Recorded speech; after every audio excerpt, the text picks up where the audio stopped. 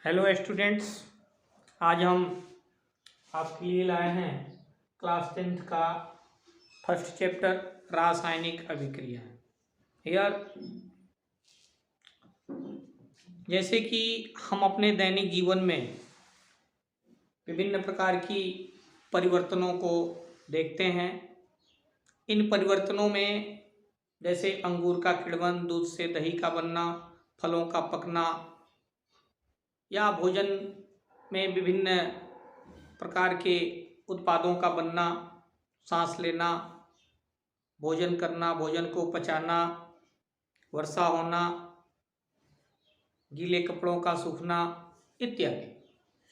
इनमें कुछ परिवर्तन वे हैं जो अस्थायी रूप से होते हैं, लेकिन कुछ परिवर्तन क्षणिक है, यानी रिवर्सेबल हैं, कुछ नॉन रिवर्सेबल है। तो इस प्रकार से इन परिवर्तनों को दो कैटेगरीज में रखा जाता है।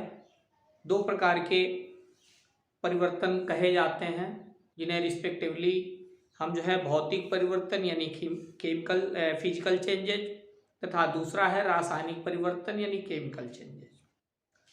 तो यहाँ हम चर्चा करेंगे रासायनिक परिवर्तनों के बारे में। ये रासायनिक परिवर्तन रासायनिक अभिक्रियाओं के फलस्वरूप होते हैं और इन रासायनिक अभिक्रियाओं में जब दो या दो से अधिक तत्व सब्सटेंसेस आपस में रासायनिक अभिक्रियाएं करते हैं तो उनके फलस्वरूप एक नया उत्पाद बनता है। अब यह जो नए उत्पाद बनते हैं, इन विभिन्न प्रकार के उत्पादों में जैसे carbon react with oxygen and form carbon dioxide, यानी कार्बन ऑक्सीजन से क्रिया करके कार्बन डाइऑक्साइड बनाता है। इसी तरह से हाइड्रोजन ऑक्सीजन से रिएक्शन करके वाटर का फॉर्मेशन करता है, या सोडियम या क्लोरीन से रिएक्शन करके सोडियम का क्लोराइड बनाता है, या कैल्शियम ऑक्साइड कार्बन डाइऑक्साइड से रिएक्शन करता है और कैल्शियम का कार्बोनेट बनाता है। इस तरह से दो या दो से अधिक एलिमेंट्स या कंपाउंड्स आपस में रिएक्शन करते हैं और रिएक्शन के फलस्वरूप एक नए उत्पाद को बनाते हैं। अब ये जो रासायनिक अभिक्रियाएं हैं, इन रासायनिक अभिक्रियाओं को उनके सेंटेंसों में, उनके वाक्यों में लिखने में कुछ परेशानियां होती हैं। एक तो यह टाइम टेकिंग है, लिखने में अधिक होगा, अधिक समय लगेगा, अधिक स्पेस लगेगा, पढ़ने में अध्ययन करने में काफ़ी असुविधाएं होती हैं। अतः इन असुविधाओं को दूर करने के लिए हम इन रासायनिक अभिक्रियाओं को उनके संकेतों में लिखते हैं और इस प्रकार से रासायनिक अभिक्रिया में जो भाग लेने वाले रॉ मटेरियल्स हैं यानी अभिकारक रिएक्टेंट्स हैं, तथा अभिक्रिया के फलस्वरूप जो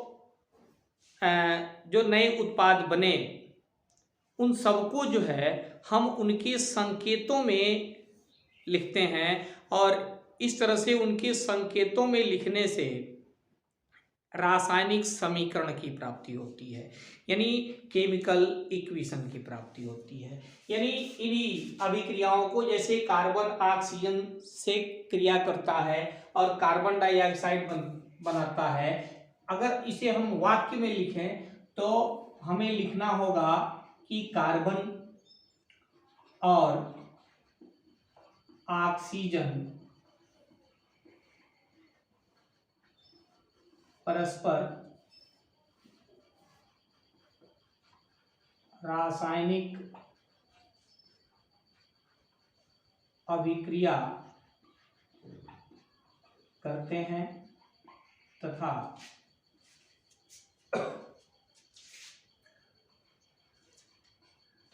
कार्बन डाई ऑक्साइड बनाते हैं। तो इस प्रकार से आप देख सकते हैं कि इन अभिक्रियाओं को लिखने में जो है कार्बन और ऑक्सीजन परस्पर रासायनिक अभिक्रिया करते हैं तथा कार्बन डाइऑक्साइड बनाते हैं। यह जो है लिखने में भी सूटेबल नहीं है, जगह भी अधिक लेता है।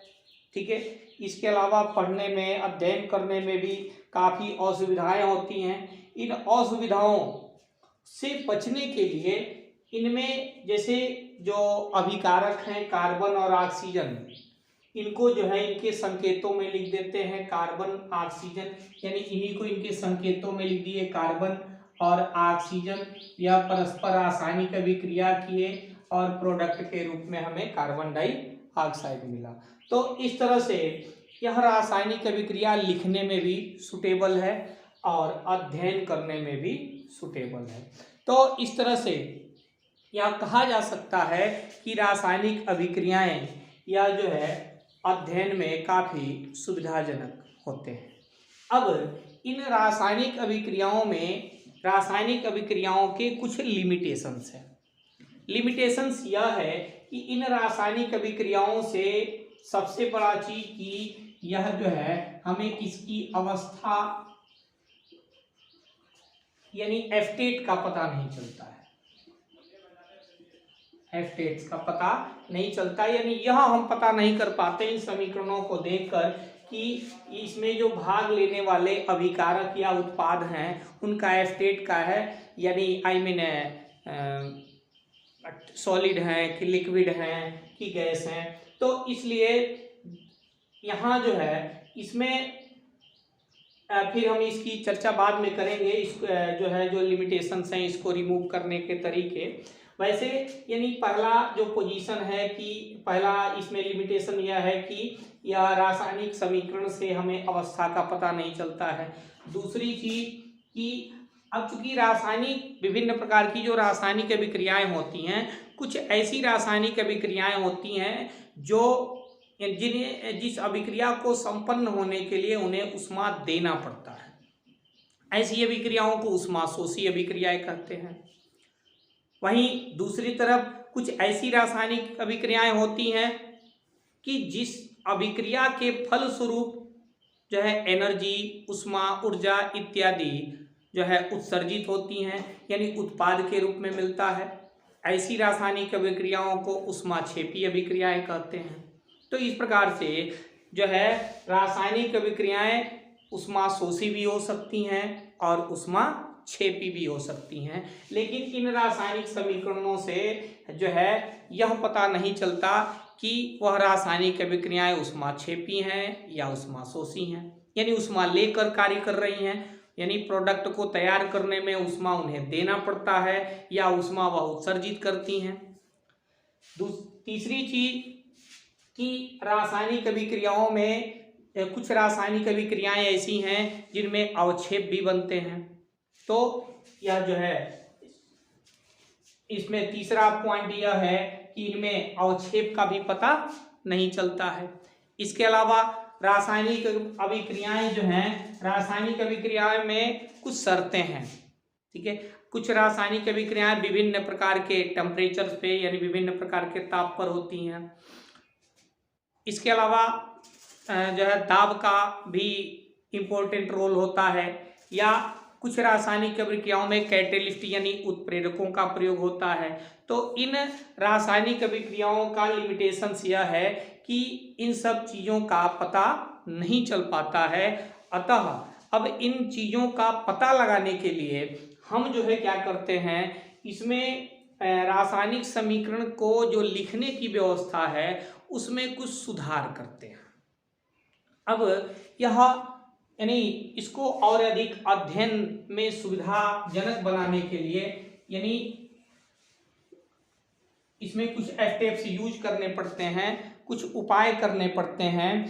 तो इसमें जो है जो प्रमुख जो विधि है, इन विधियों में सबसे पहला यह है कि जैसे पहला हमारा प्रॉब्लम था कि रासायनिक समीकरण में अवस्था का पता नहीं चलता है, तो अवस्था का पता चलाने के लिए यानी अवस्था का ज्ञान करने के लिए रासायनिक समीकरण में अगर जो है वह ठोस है, ठीक है, तो उसके सामने जो है हम ब्रैकेट में S लिख देंगे। अगर द्रव है तो L लिख देंगे, और यदि गैस है तो G लिख देंगे। वहीं अगर जो है अवक्षेप बन रहा है, अवक्षेप बन रहा है, तो उसके सामने जो है हम एरो को डाउन करके लिख देते हैं। या गैस के लिए जो है हम एरो को, अगर गैस उत्सर्जित हो रहा है तो एरो को ऊपर करके भी आप एरो के रूप में भी हम रिप्रेजेंट कर सकते हैं। तो इस तरह से जो है पहला जो प्रॉब्लम है उस पहले प्रॉब्लम को हम दूर कर सकते हैं। दूसरा चीज कि यह उष्मा क्षेपी है या उष्मा शोषी है, ठीक है, तो इसके लिए अगर इक्वेशन है तो जैसे मान लीजिए कि कार्बन है, यह ऑक्सीजन से रिएक्शन करता है और कार्बन डाइऑक्साइड बनाता है। कार्बन ऑक्सीजन से क्रिया करता है और कार्बन डाइऑक्साइड बनाता है, तो इस अभिक्रिया में यह उष्मा को उत्सर्जित करता है।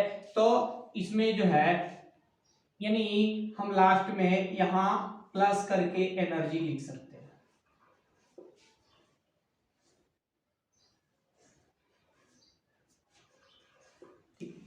या अगर मान लिया कि कुछ रासायनिक अभिक्रियाएं ऐसी हैं जो क्रियाओं के फलस्वरूप जो है हीट आउट होता है, तो अगर हीट आउट होता है तो राइट में यानी अगर उष्मा क्षेपी है तो राइट में हम प्लस हीट लिख सकते हैं, ठीक है।